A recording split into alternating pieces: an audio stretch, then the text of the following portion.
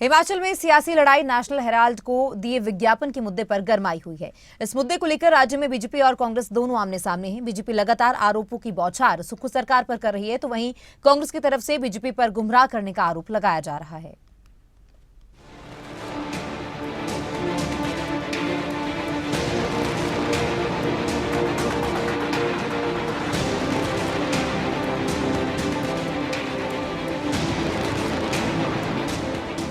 पहाड़ी राज्य हिमाचल में सियासत का चैप्टर हर दिन नए आरोपों के साथ खुल रहा है।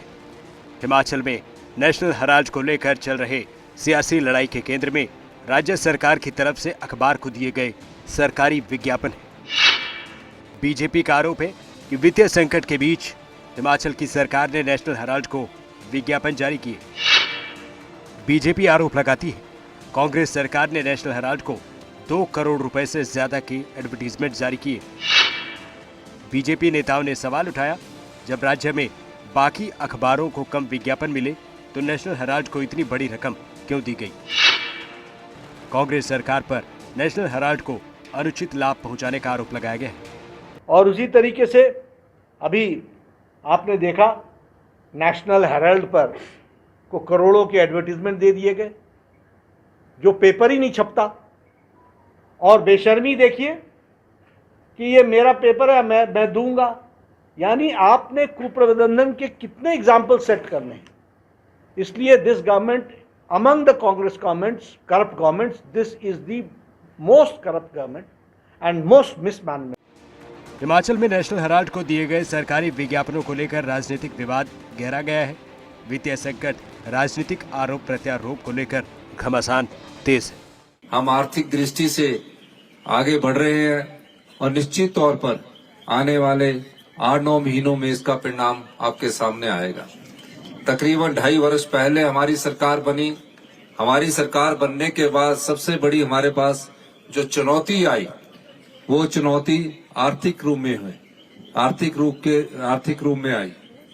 हमने उस चुनौती का डटकर सामना किया और मुझे ये बताते हुए खुशी हुई कि हमने नियमों में परिवर्तन करके, कानूनों में बदलाव लाकर आज हिमाचल प्रदेश को आत्मनिर्भरता की ओर बढ़ाने की दिशा में कदम उठाए हैं।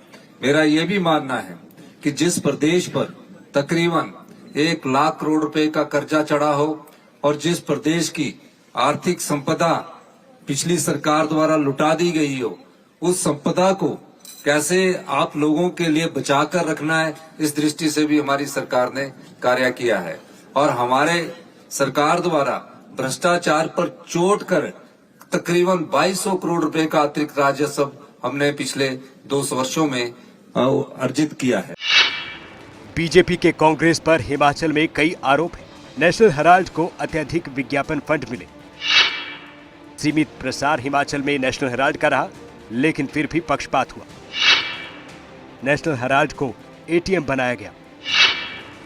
बीजेपी ने आरोप लगाया कि वित्तीय कुप्रबंधन और प्राथमिकता में सरकार में कमी है।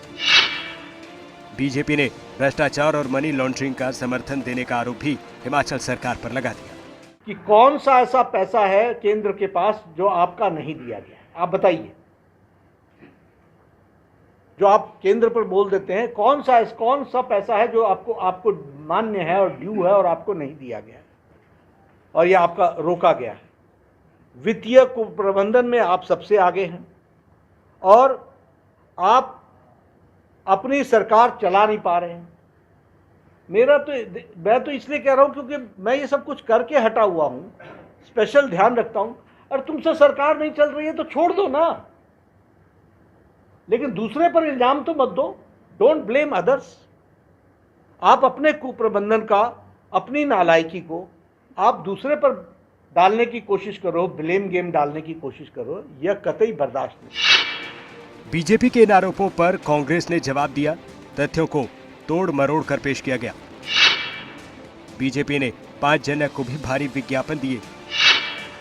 नेशनल हेराल्ड को दिए गए विज्ञापन सरकारी नीति के तहत और पारदर्शी तरीके से मिले। नेशनल हेराल्ड को विज्ञापन देने का मुद्दा हिमाचल में बीजेपी और कांग्रेस के बीच सियासी रस्साकसी को तेज कर रहा है।